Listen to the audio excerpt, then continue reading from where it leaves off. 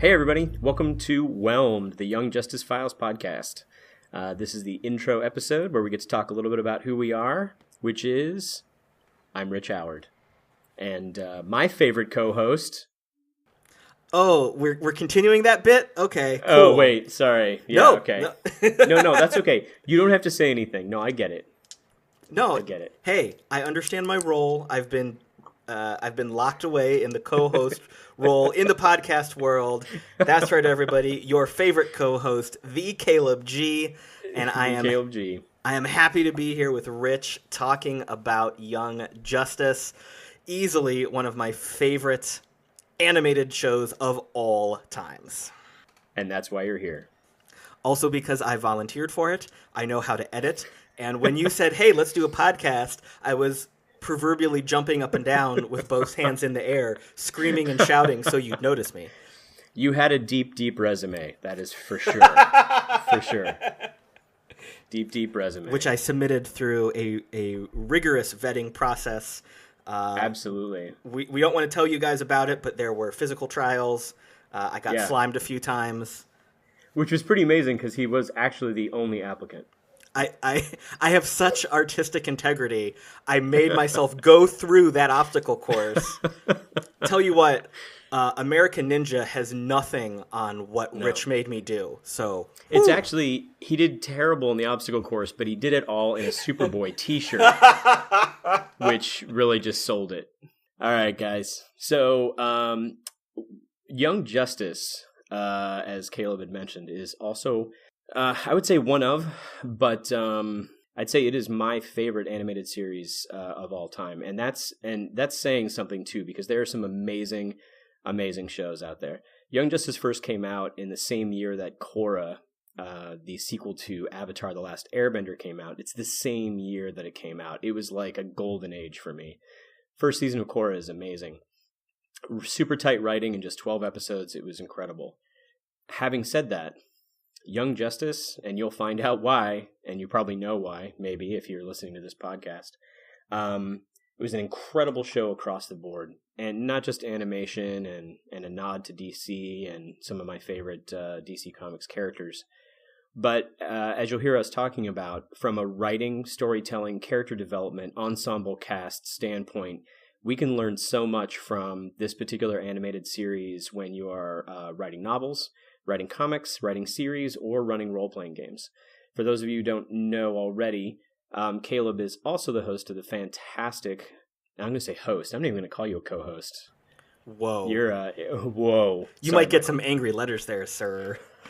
Hey, isn't he? I heard he's the silent king. He didn't get to say anything. Right? That's true. I am the voice of the king, as we have right, established. Right, you're the voice of the king. Right. Right. Little inside baseball there. So Caleb is the host of an excellent podcast, actually network, called the RPG Academy. Annie nominated. For those of you who don't know, the Annies are a big RPG-related award, and the RPG Academy at this point is Annie nominated, soon to be Annie winning, I'm sure. Oh, yeah. Podcast. And then I'm a columnist for a website called Tribality.com, as well as a writer of RPG products for Pathfinder, D&D 5e, etc., etc. So I can't imagine we're going to avoid the connections between what we can learn about character development, character creation, storytelling, and arcs, and applying that to the role-playing game industry, in addition to all other creative industries we can get in here. And we can certainly give our listeners a little bit of a sneak peek. At some point, we will most likely have some bonus episodes that feature us playing different role-playing games, possibly with a superhero vibe in general, but maybe we will dip our toes into creating our version of the Young Justice characters and seeing what happens with the dice. Yes, that would be fantastic. What you're going to be listening to on the episodes is... each episode, we're planning on reviewing an episode of the series. We're going to be going through it in depth on a number of levels. So talking about the episode itself, but we're also going to be talking about Easter eggs that you may not have noticed, how it connects to the DC universe itself, and Easter eggs that not just refer back to the comics or to other shows, but that lay the groundwork of foreshadowing for the rest of the series. One of the most amazing things about Young Justice is when you go back to watch it multiple times, you realize that even in the very, very first episode, they have laid groundwork for things that will be occurring at the end of season 2, much less all throughout season 1. It blew my mind.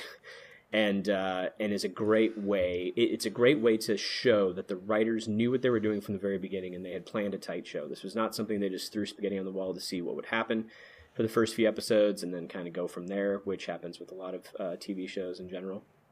The showrunners for this show, Greg Weisman and Brandon Vietti, really, really pulled out all the stops. So that's a bit of us, a bit of me gushing about the show itself. We'll get into some more specifics, but I want to talk a little bit about why we're making the podcast. I mean, I nodded to it just a little bit there. It started off, the podcast idea started off as a bit of a joke. So we were talking about Young Justice because Young Justice, the first 2 seasons are now available on Netflix. And Netflix has been rumored to be working to pick it up for the 3rd season, like they've done with, say, Clone Wars and Arrested Development and other shows. So there is a hashtag going around called Keep Binging YJ on Netflix. And we were talking about a variety of things because we have some friends on Twitter that were watching it for the first time. And I don't remember what exactly happened, but I think I threw out like, hey, we should do a Young Justice podcast. And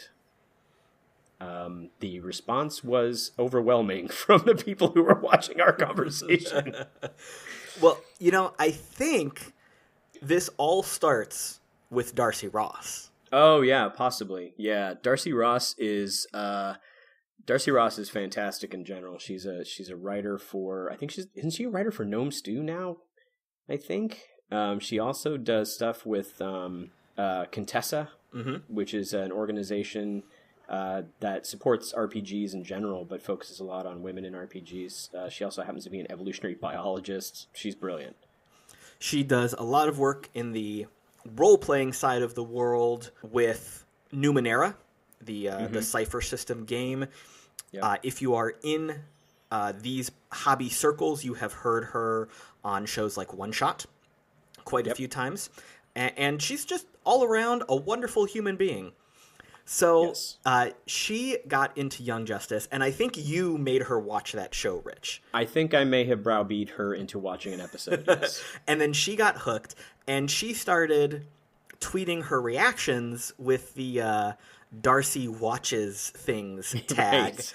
Yes. I started the joke of we need to make a show that's just Darcy watches things she's never watched before, because somehow she has overlooked some of the most fantastic movies and television shows of all times. So yes. I'll be honest, I was kind of gunning behind the scenes to start a Darcy Watches Things podcast. Oh, there we go. But we're going to have to get Darcy on the show exactly. Sure. Yeah. So when you go back to listen to the show, it's all your fault. This is all your fault.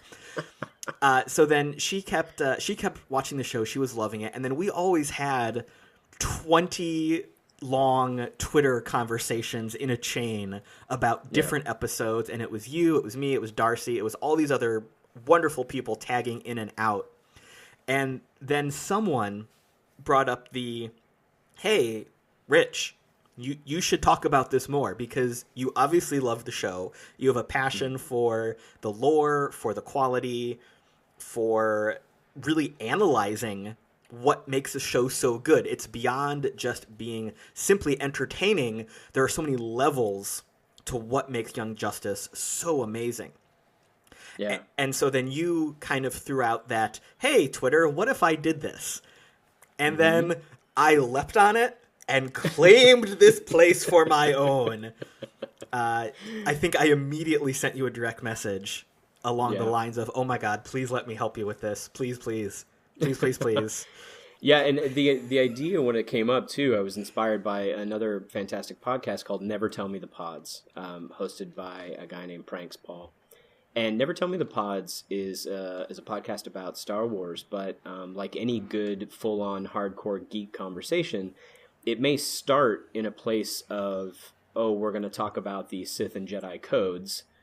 And it ends in a place of deep philosophical conversation about human nature. What is dogma? What is religion? What do humans do to attach themselves to different philosophies? And it's an amazing podcast. It's full of silliness, it's full of fun, and it's full of really, really shockingly deep insight. I want I want Whelmed, the Young Justice Files, to be that kind of show. I want to start off talking about this from the passion of being a fan. We're both huge fans, and there are a lot of fans of this show out there. And we want to start the show off by starting with that passion. But there is so much to learn that can be spread across so many genres, so many things that we can learn from a show like this, and any of your favorite shows. Watching a show to enjoy it, tons of fun. Watching a show to learn how to be a producer of this kind of material as opposed to only a consumer of this kind of material, it has its advantages and it has its downsides. Sometimes it's hard to watch shows when you've analyzed things so much, or you've taken classes in writing, you've been a writer, you've been doing things. Sometimes it's hard to watch things and just let it be fun. That's a downside. The upside, though, is that you can see what people do right, and you can understand why you're riding this emotional roller coaster with the creators of a show, and hopefully be able to apply that across the board for your own creative efforts as well. I can't put any better words than what Rich has just said. But I do think it's also worthwhile to note that Young Justice has so much quality of pure entertainment. It just draws viewers in. It brings you into the storyline. It wraps you up with these characters and world development, multiple larger season-spanning mysteries. Even when you are sitting there analyzing the show, it's still entertaining. It's still exciting. Mm-hmm. Young Justice is a show that I love to just put on while I'm editing, while I'm doing dishes, while I'm doing chores.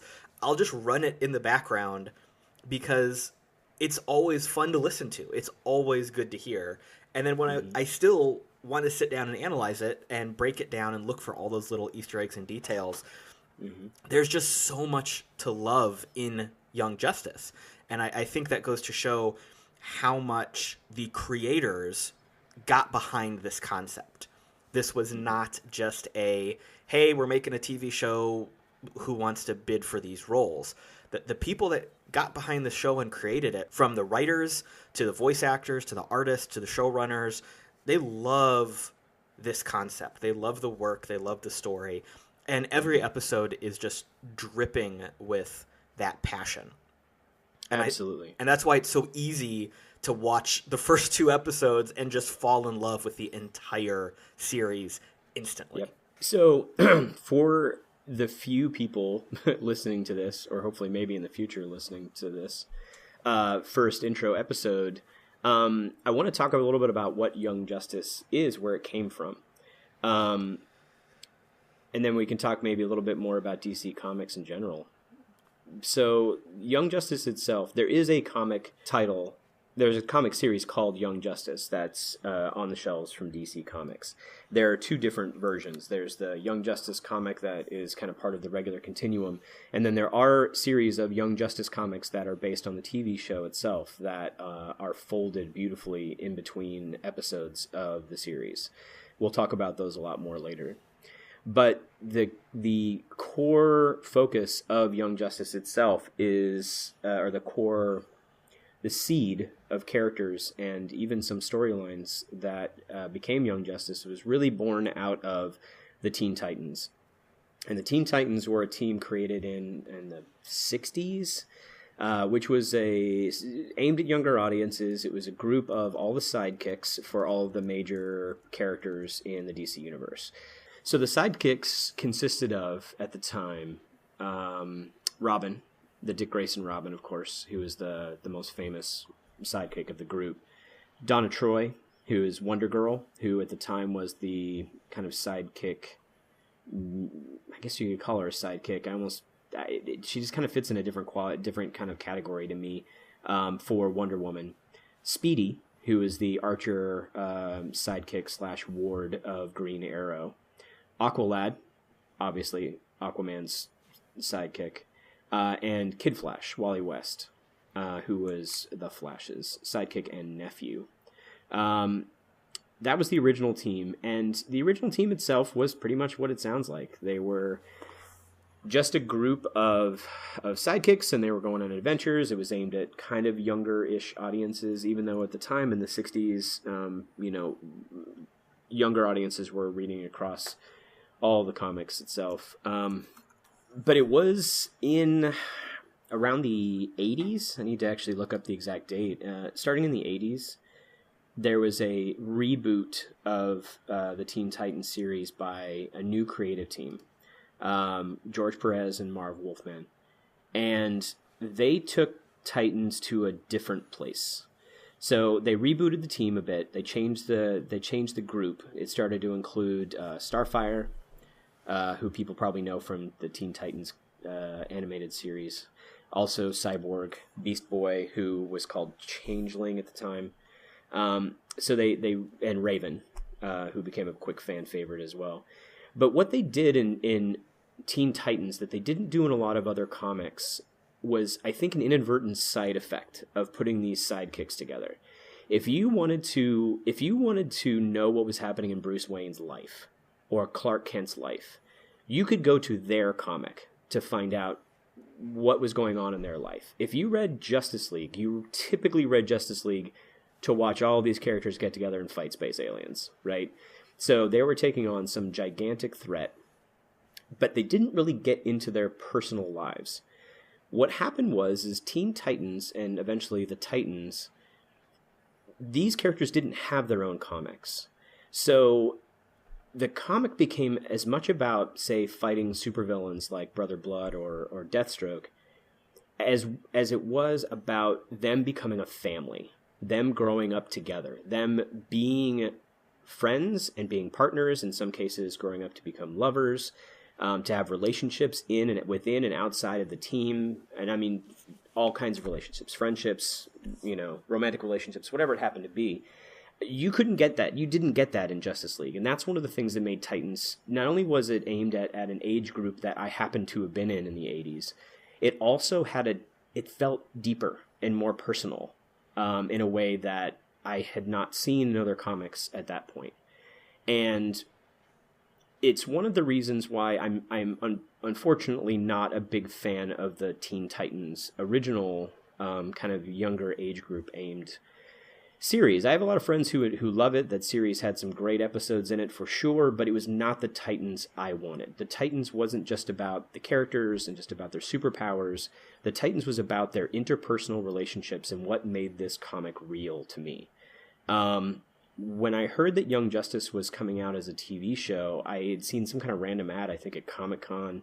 I'd forgotten about it. I happened to see something on Cartoon Network. I watched the first 2 episodes, and when the first time I watched it, I had a little bit of a mixed review, but I wasn't sure why, because I didn't know where they were going to go with it. They'd made some major changes. The Aqualad from the TV series is not the Aqualad from the series. There was no Wonder Girl. There was no Cyborg, there was no Raven, there was this Miss Martian girl I wasn't familiar with at the time and who I was kind of horrified by at first. I felt like they were going to go with yet another kind of ditzy female character that really annoys me. I don't enjoy those types of characters usually. I will say that Miss Martian's character growth arc between the very first episodes with her in it in the first season to the end of second season is probably my absolute favorite character growth arc of the series, and that's saying a lot. She is a fantastic character. But when I first saw the series, first saw the first few episodes, I wasn't sure where they were going or why they were doing what they were doing. About episode 4 or 5, I realized this wasn't just fun, and I wasn't just enjoying it, that they were doing something very special. And I'm so glad that I got to see it as it was airing. So you'll see nods in the series to the comics itself, some of the characters, some of the storylines, that kind of thing. But they made sure that whatever those nods were, that they weren't overtaking the show. The show has its own arc. It takes place on its own Earth in the DC multiverse, Earth 16. They basically, DC Comics awarded Young Justice that Earth so that the creators could do whatever they wanted to with it, tweak and change all the backgrounds and the histories, yet managing to keep, as Caleb said earlier, keeping the heart of these characters intact and the core of these characters intact for the fans, old and the new fans as well. And then there's me, who doesn't have this wonderful connection to growing up with these characters. I am a little bit younger than Rich. I stumbled... A day or two. It's real close. I stumbled across Young Justice probably 2 or 3 years ago when just the first season was on Netflix. So I missed its initial run on broadcast television, so I stumbled into it in the binging streaming world. I've always loved DC animated shows. I grew up with the original Batman, the animated series. So that was the formative influence of comics on my youth as I was getting into that age.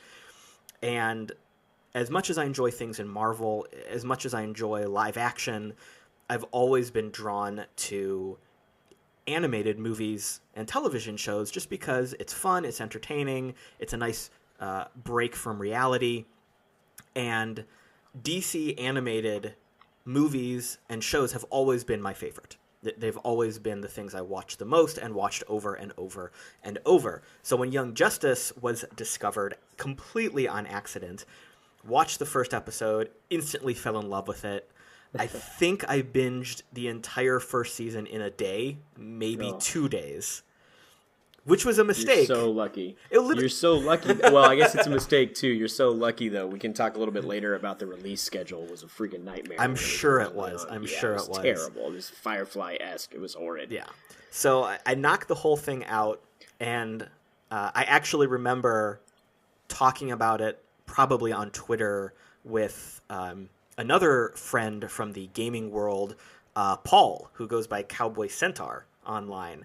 And he had loved it originally, so he and I were commenting on it back and forth as I had that Darcy Ross level first immersion into this wonderful thing. That was before I knew you, Rich. That was before I met the community that we all share here. Mm-hmm. So I dived into this thing and I loved it.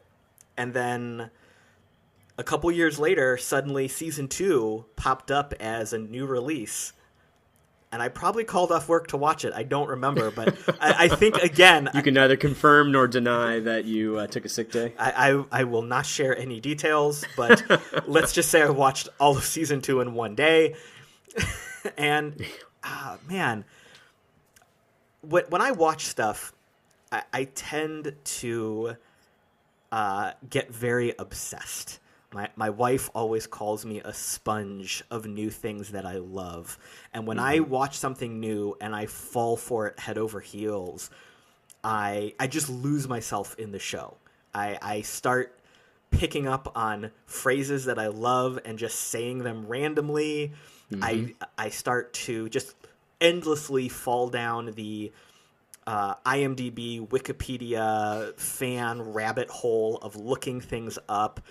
I just lose my mind. I forget everything else just to know more about what I'm watching. So that was how I first came to Young Justice. And I guess something kind of personal about me, I love getting lost in fiction, especially in the fiction of superheroes. I love escaping, unfortunately, some of the horrors and responsibilities of the real world in this make-believe world that is so similar to our own, but just has this next level of something better, but also potentially something worse. And being able to see these very entertaining, but still very personal, very engaging stories just resonates so much with me. And I think part of it is because I want life to be a little bit more black and white sometimes. And I want that moment of escape, You know, if I was a superhero, I can just say, you know what, my job is to be a superhero and have all the responsibility, but also freedom within that role. And it always grabs me. And I think maybe that's why I like animated stuff better, because it has that second step of detachment from the real world. It's more colorful, it's bigger, it's better. You can do stuff in animation that you clearly can't do in reality. And my head, my spirit just latches onto that separation of reality and fiction. So I'm always drawn to animated stuff. I love the entire DC animated universe. Those movies are my absolute favorite of any superhero movies ever. As much as I love everything live action that is happening right now, the Marvel Universe, whatever DC is building, all of the older, crappier, more horrible comic book movies of the 90s and early 2000s, I love those. I absolutely love those. But DC Animated Universe holds such a place of passion in my heart because I love the voice work. I love the style. I love just looking at it. I could just sit there and play those movies nonstop all day just to look at the pictures and love what I'm seeing. Just visually, it just locks into me. So, man. It's interesting. Like I actually didn't really think too hard about the fact that I know I'm a day or two older than you. But I didn't think about the fact that you're coming at this from a different perspective than I am, which I think should be interesting down the line with the show. I was alive enough to watch the reruns, anyway, of the old 60s Adam West Batmans. And those, I cringe at them now. But when I was a kid, I have to admit that I adored them with a passion. But we didn't have much else. There was the Super Friends TV show. There was a few spin-offs. There was a couple Marvel animated shows like, you know, Spider-Man and Captain America and that kind of thing. There really wasn't very much. So some of my passion for the quality and appreciation for what I see in animation across the board, but largely with the DC animated work, is the fact that I remember a time when I didn't have any of that. When what the passion that I had for these characters and the love that I had for these characters could only be played out with action figures and dolls in my imagination in my living room floor. And to see, you know, in the decades before the internet or anything else, to see something come up on a screen somewhere and have a connection with whoever was creating this material, understanding that they have the same emotional memory about this as I do. I remember the day I discovered Batman the Animated Series, and I was in college. I didn't know it was coming. I was in an apartment I was living in the summer with some friends in between semesters, or in between years, excuse me. And I was channel surfing, and I saw this scene. It was a scene where Bruce and Selina are in a room. It's dark. It's got the noir going on. Bruce picks up the phone to make a phone call. I don't remember the exact conversation, but I'm looking at this and I'm going, what is this animated series? Like, the animation style was like nothing I had ever seen. And so that caught my attention immediately. It was very echoey of the old Superman animated movies from back in the 40s. Yet still had, but it was even darker in this weird way. And I remember watching, I'm like, what is this? And I'm listening to the dialogue for context cues, and I'm like, wait a minute, did that blonde just say Bruce?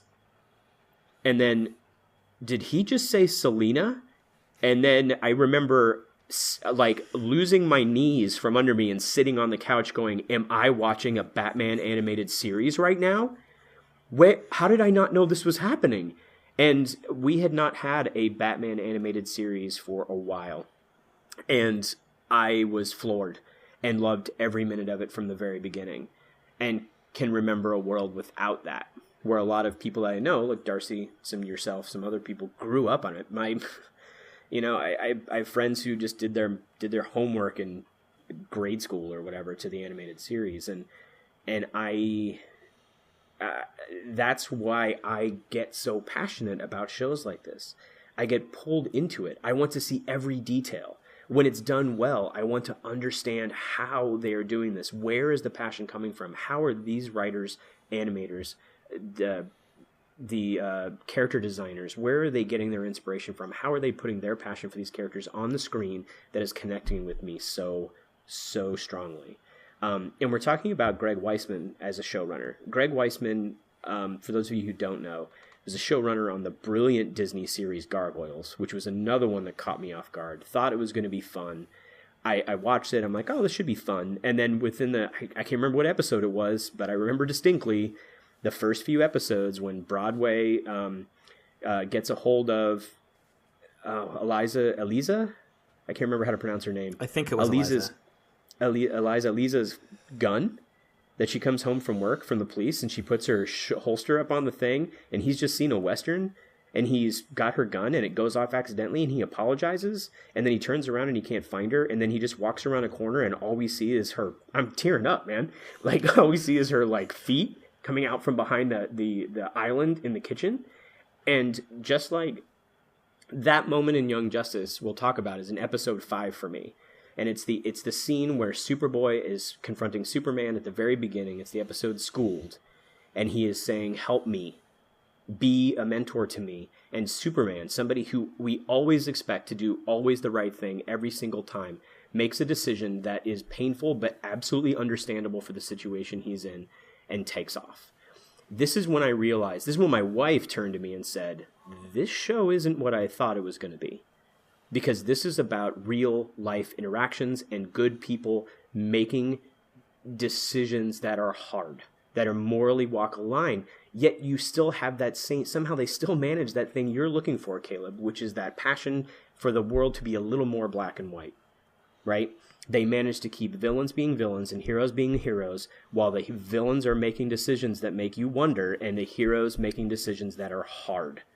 And to be able to walk that line without it becoming either too just overtly black and white or becoming too gray that it's so muddled you don't know what's happening is way more of a talent than I think people realize. It's hard to do, and they managed to pull it off. And Greg Weisman's done it in Gargoyles. He did it in the first seasons of Rebels. He did it in Spectacular Spider-Man, which is a fantastic series. And he did it in Young Justice. And I think one of the biggest praises that you can say about Young Justice is I very frequently agree with the villains and disagree with the heroes. Mm-hmm. Yeah. But I still firmly believe that the show maintains the heroes as heroes and the villains as villains.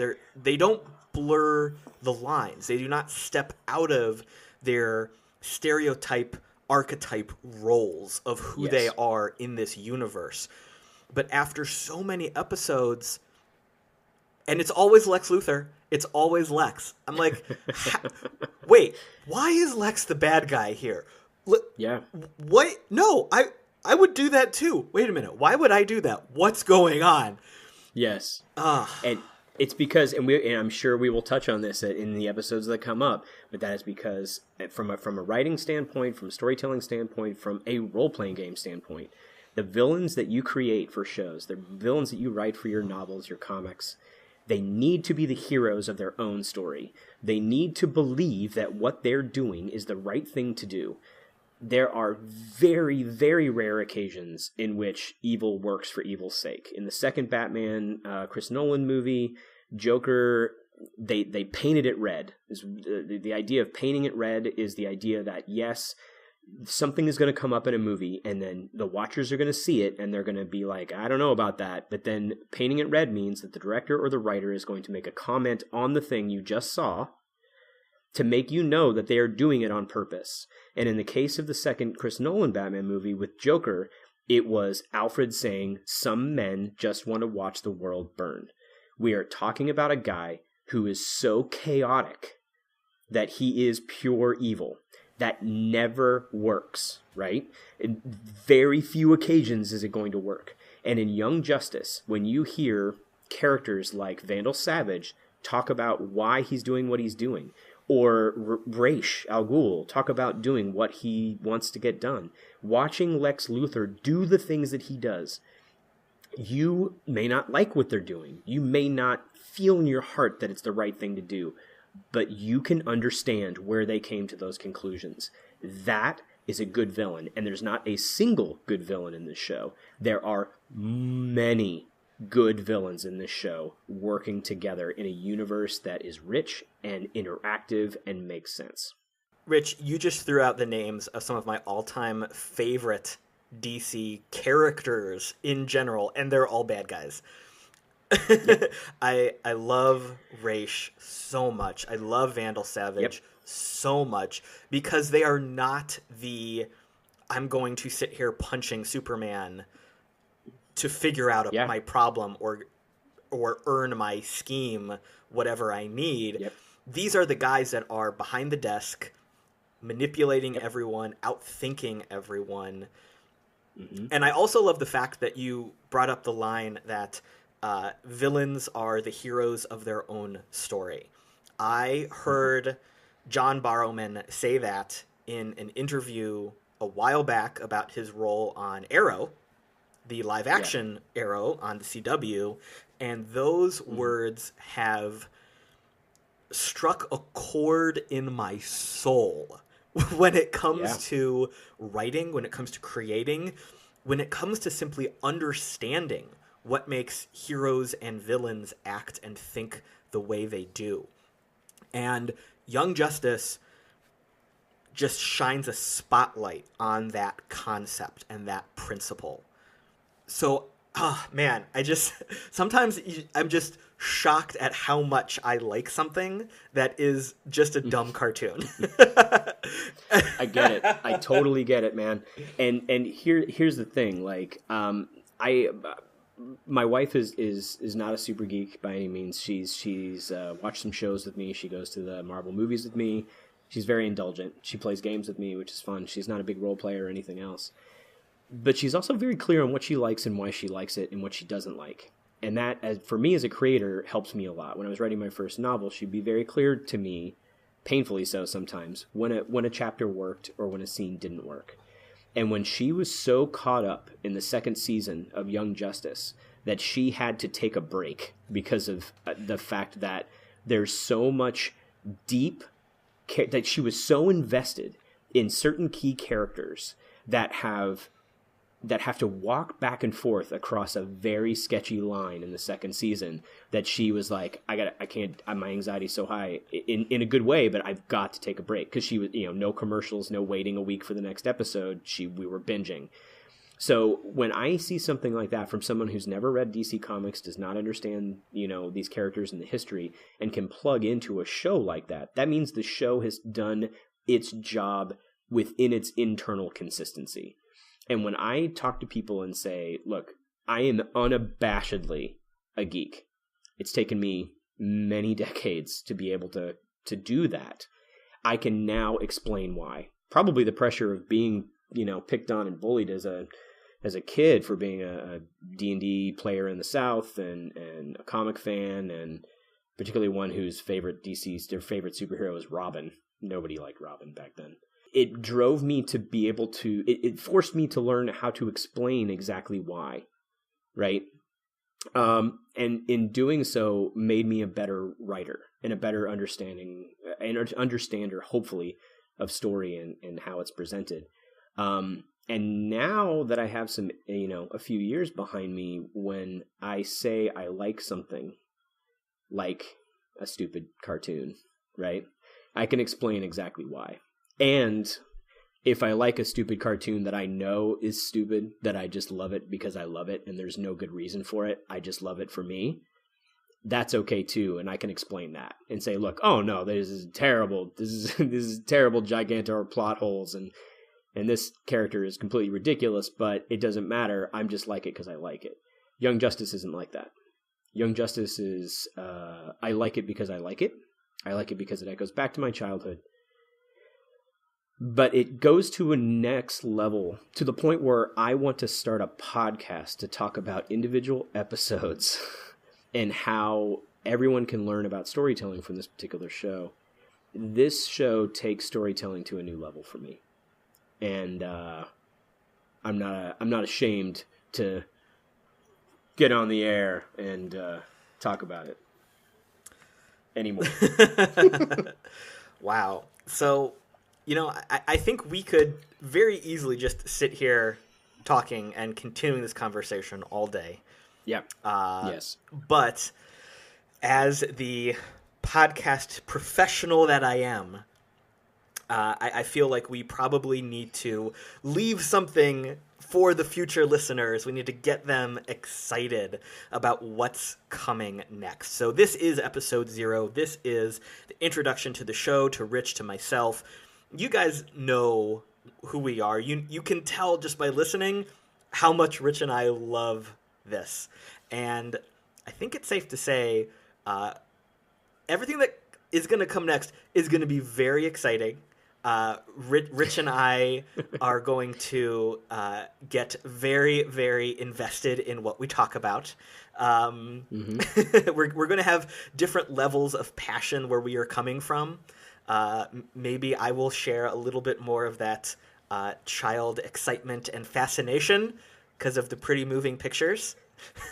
and then Rich will come in with the 1-2 punch of here's why this is so important for storytelling, and this is why it echoes my youth and childhood. But we're gonna have a good time. Sparta. Yes, somehow I've become the Spartan. Yes, I think so too. Hopefully, people will not just tune into the show to hear us wax poetic about Young Justice, but to also learn more across the board about storytelling and story creation for whatever your creative endeavor is, whether you create something or whether you're just enjoying something. And that is our goal here. Yes, we both love Young Justice. We love the DC animated universe or multiverse, depending on how you want to title it and explain it. We are definitely going to get into what makes this show by itself so good and so amazing, but we are also going to expand into what elements the show uses to tell amazing stories. So listen to the show to go along with watching it. Listen to the show to hear us talk and share about what we like about it, maybe to point out some of the fun Easter eggs or story elements that you haven't found yet, or just listen to the show to learn a little bit more about how to use some of these brilliantly applied storytelling principles in your own writing, in your own gaming, in your own creation.